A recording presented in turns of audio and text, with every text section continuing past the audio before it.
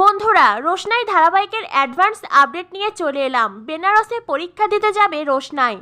আর্ণব রোশনাইয়ের সিকিউরিটির সব ব্যবস্থা করে রোশনাইকে ট্রেনে তুলে দেয়, আর ট্রেন থেকে নামার সাথে সাথেই বেনারসের পুলিশ রোশনাইকে রিসিভ করবে। এই সব অ্যারেঞ্জ করে রাখে আর্ণব, কিন্তু ঘটনা ঘটে অন্য।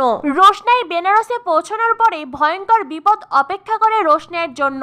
পুলিশ আসতে 15 মিনিট দেরি করে, আর এই 15 মিনিটে যা হবার হয়ে যায়। রাজেশের লোক পুলিশ সেজে রোশনাইকে কিডন্যাপ করে। আর এদিকে বেনারসের পুলিশ আরণ্যকে ফোন করে বলে, আমাদের রোশনাইয়ের কাছে পৌঁছাতে 15 মিনিট দেরি হয়ে গেছে, আর এখন আমরা রোশনাইকে এখানে খুঁজে পাচ্ছি না। আমার মনে হয় রোশনাই কোনো বিপদে পড়েছে।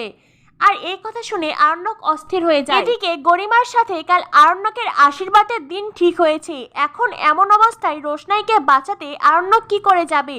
আরণ্যক প্ল্যান করতে থাকে। আরণ্যক তার অফিসের বসের সাহায্য নেয়।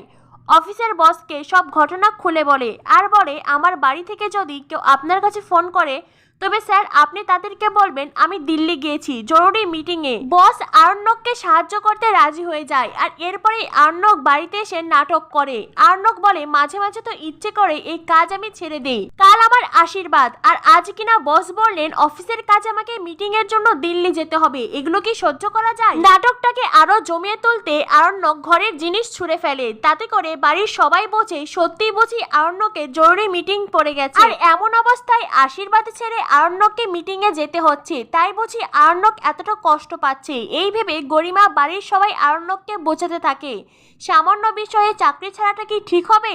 তার থেকে বরং তুমি মিটিং এ যাও, মিটিং থেকে ফিরলেই তোমার সাথে গরিমার আশীর্বাদ হবে। ব্যাস, আরণ্যক তার গ্রিন কার্ড পেয়ে যায়। এরপরেই আরণ্যক বেনারসের উদ্দেশ্যে রওনা হয়।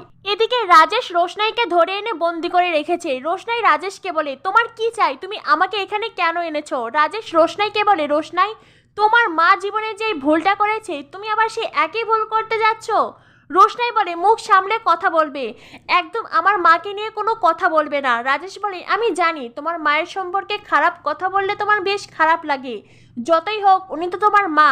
রোশনাই বলে, তুমি একদম চুপ করো, আর একটাও কথা বলবে না। রাজেশ বলে, ঠিক আছে, তোমার মায়ের কথা বলছি না, তাহলে অন্য কথা বলি। তোমার খোঁজ না পেয়ে তোমার সেই বাঙালি বাবু ও তো ছুটে আসছে তোমার কাছে, আর আমার লোকেরা ওকে ফলো করছে। ওই আরণ্যক বাবুর পিছনে আমি লোক সেট করে রেখেছি, যে কোনো মুহূর্তে ওকে উড়িয়ে দেবে।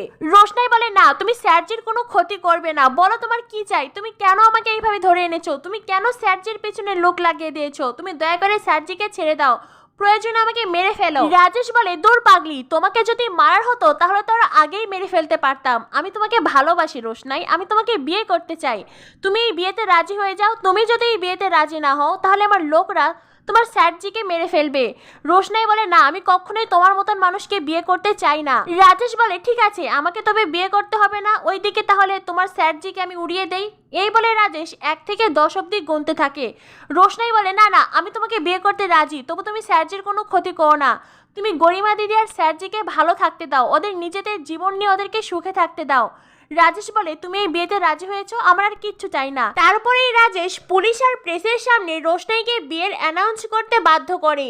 এদিকে বেনারসে এসে আরণ্যক রোশনাইকে হন্যে হয়ে খুঁজছে। আরণ্যক রোশনাইয়ের কোনো খোঁজ পাচ্ছে না। তখনই আরণ্যক রোশনাই আর প্রেসের লাইভ টেলিকাস্ট দেখতে পায়, যেটা দেখে আরণ্যক রাজেশের কাছে ছুটে যায় রোশনাইকে বাঁচানোর জন্য।